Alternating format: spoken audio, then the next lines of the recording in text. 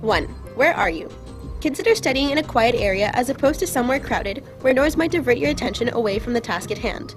Here we have a student who didn't pay heed to his surroundings. Look out! 2. What is the state of your environment? It is much harder to stay focused on your work if you are always searching for what you need.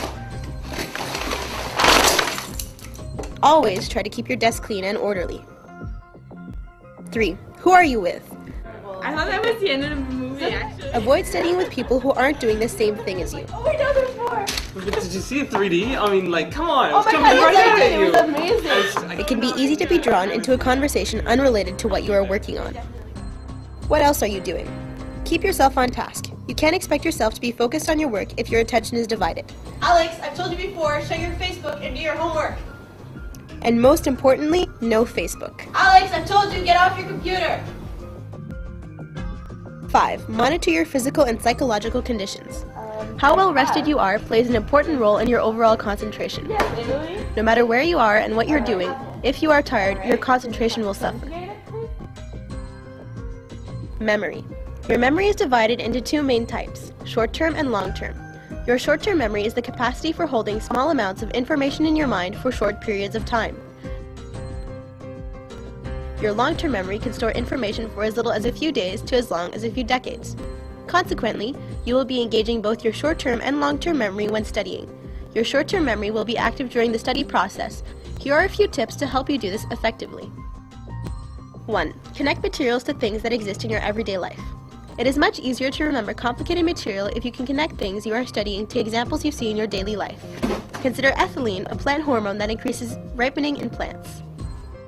2. It is easier to remember things by song, humor, and sex. The human mind more easily remembers information that is sexual, humorous, personal, etc., as opposed to arbitrary sequences. These are called mnemonic devices. This is stupid. Rhymes, songs, jokes, and meaningful experiences that you can associate with your study material will be easier to remember than random information. 3. Space your practice times. Your short-term memory has limited capacity. Once it's full, the information has to be transferred to your long-term memory before you can continue to use your short-term memory. Don't expect yourself to be able to remember everything after studying for hours straight. Prepare short, productive practice times with periods of rest and/or activity in between to maximize your memorization capacities. 4. Break down larger tasks into smaller ones. Organize the subject you are studying into main ideas and make a plan to study each of these separately. You will remember things more effectively this way. 5. Understand as opposed to memorize. When possible, try to understand the concepts behind the material that you're studying instead of trying to memorize all the details. 4 divided by 2 is 2.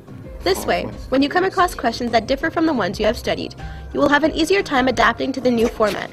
A helpful tip may be to try and generate your own examples when studying instead of using those discussed in class. You sure you're done? Okay. Finally, 6. Sleep. Sleep is probably the most essential ingredient to an effective memory because it consolidates and optimizes the layout of memories. Alright, good night, Mom. Good night, sweetie. Studies have shown that students who suffer from a lack of sleep generally have lower grades and impaired concentration.